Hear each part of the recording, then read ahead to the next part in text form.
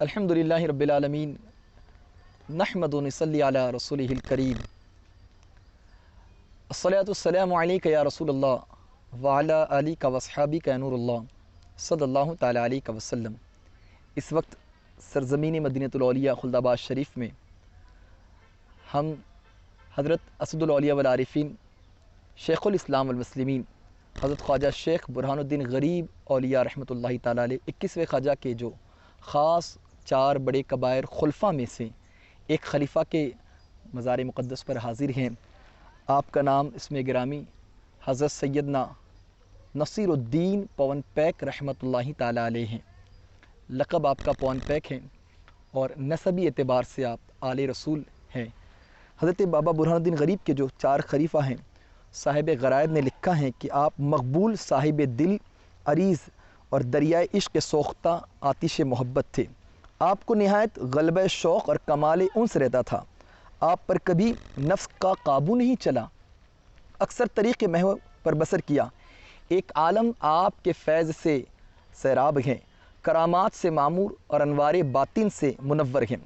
علاوہ اس بزرگی کے آپ کا یہ ترہ ہے کہ آپ نو نہال و دودھ مان سیادت میوہ بستان شاہ ولایت شعبہ خاندان رسالت سے ہیں۔ نصیر الدین پون پیک سید رحمۃ اللہ تعالی علیہ کا شمار بابا برہان الدین کے مقبول خلفاء کے اندر ہے۔ آپ کے حسب کی شاخ کا درخت ولایت سے اور نسب کی ڈالی شجرہ نبوت سے ملی ہے۔ شوق عبادت آپ زہد و زاہد بھی تھے۔ نوافل و عبادت کے اسرار اور باطن کی صفائی کے حوالے سے آپ کا خاص کر کے معاملہ تھا۔ جس طرح میں نے آپ کو بتایا کہ کبھی آپ پر کبھی نفس کا قابو نہیں چلا اور آپ اپنی باطن کی صفائی کے حوالے سے حضرت خواجہ شیخ برہان الدین غریب رحمۃ اللہ تعالی علیہ کے سامنے دریافت کیا کرتے تھے، اس لیے کہ آپ کا دل میں ہمیشہ یہ خیال رہتا کہ میں اپنے نفس کو کیسے پاک کروں، باطن کو کیسے پاک کروں، اس کی صفائی کیسے کروں۔ تو حضرت خواجہ شیخ برہان الدین غریب کی مجلس میں آپ جب بھی بیٹھتے اور پھر آپ نے حضرت سے دریافت فرمایا تو حضرت شیخ نے نوافل و سنت میں بعض آیت قرآنی اور سورہ پڑھنے کی آپ کو فضیلت بیان فرمایا کہ جب فرمایا عشاء کی نماز جب تم مکمل کرو تو بعد 2 سنت اور 2 نفل پڑھ کر، یعنی واجب الوتر سے پہلے 4 رکعت سنت بنیت عشاء ادا کریں اور پہلی رکعت کے اندر آیت الکرسی جو ہے وہ 3 مرتبہ پڑھیں اور دوسری رکعت کے اندر سورۃ الاخلاص و معوذ 3 مرتبہ ایک مرتبہ پڑھیں، پھر اس قرأت سے بقیہ 2 رکعتیں بھی ادا کر لیں۔ تو حضرت سید السادات نصیر الدین نے عرض کیا یہ چاروں سنتوں کے پڑھنے سے جو کچھ حسد، بغض، بخل اس میں ہے وہ دور ہو جائے گا۔ آپ اندازہ کریں کہ کتنا پیارا نسخہ حضرت خواجہ برہان الدین غریب اپنے پیر طریقت سے آپ نے لیا۔ آپ نے فرمایا اگر کوئی شخص چاہتا ہے کہ اس کا دل کینہ سے پاک ہو جائے، بغض سے پاک ہو جائے، حسد سے پاک ہو جائے، بخل سے پاک ہو جائے، باطن کی صفائی ہو، اس کے لیے آپ نے جو وظیفہ عنایت فرمایا نماز کی صورت میں آپ نے کہا کہ نماز پڑھیں 4 رکعت عشاء کی، 2 سنت 2 نوافل کے بعد 4 رکعت نیت سنت عشاء کی نیت کے ساتھ میں، اور پہلی میں آیت الکرسی پڑھنا ہے اور دوسری کے اندر جو ہے وہ سورۃ الاخلاص معوذ یہ 3 جو ہے ایک مرتبہ اس کو پڑھنا ہے اور اسی ترتیب سے 4 رکعت ادا کرنا ہے۔ اللہ تعالیٰ اس سے حسد، بغض، بخل اس میں سے دور ہو جائے گا۔ خلافت کے تعلق سے آتا ہے کہ آپ نے اکثر پیر کی خدمت میں رہ کر تکمیل سلوک حاصل کر لی تھی، چنانچہ مرض آخر میں بھی آپ پیر کے پاس موجود تھے۔ کتاب شمائل الاتقیاء بیان خلافت میں تحریر ہے کہ حضرت شیخ نے آخر وقت کاکا سعد بخت خادم کو وصیت فرمایا تھا کہ میری وفات کے تیسرے دن سورہ فاتحہ سیوم کے بعد محل کے روبرو ایک خرقہ خلافت جو ہے وہ ماں اجازت نامہ حضرت خواجہ حضرت خواجہ ختم المشائق سید زین الدین مولانا داؤد بن حسین شیرازی رحمۃ اللہ تعالی علیہ کو اور ایک خرقہ خلافت و اجازت حضرت سیدنا نصیر الدین پون پیک رحمۃ اللہ تعالی علیہ کو عطا کر دینا۔ چنانچہ حسب وصیت حضرت کاکا صاحب سعد بخت نے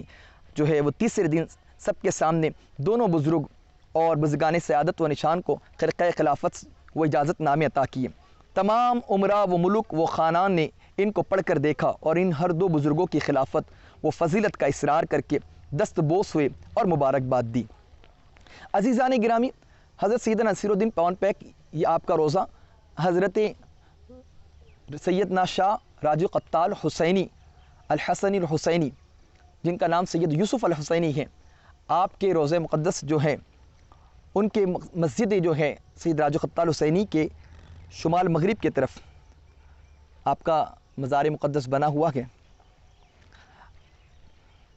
لقب پون پیک جو ہے اس کے حوالے سے آتا ہے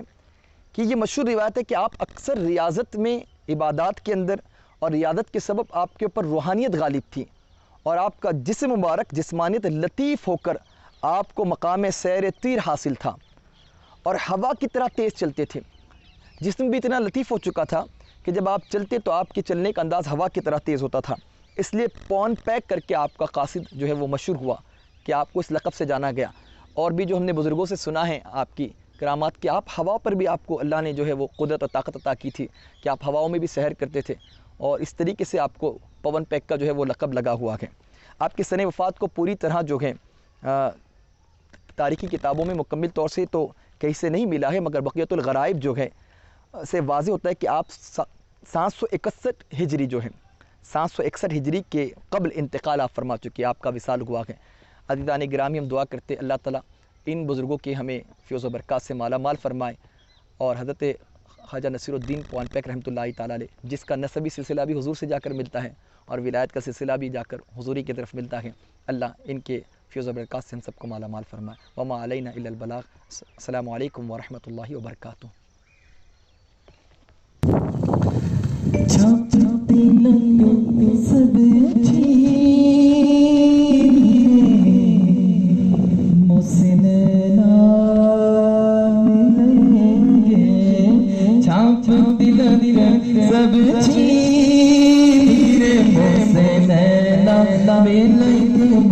حضرت کا روزہ زیر تعمیر ہے اور جیسا کہ آپ دیکھ رہے ہیں انشاءاللہ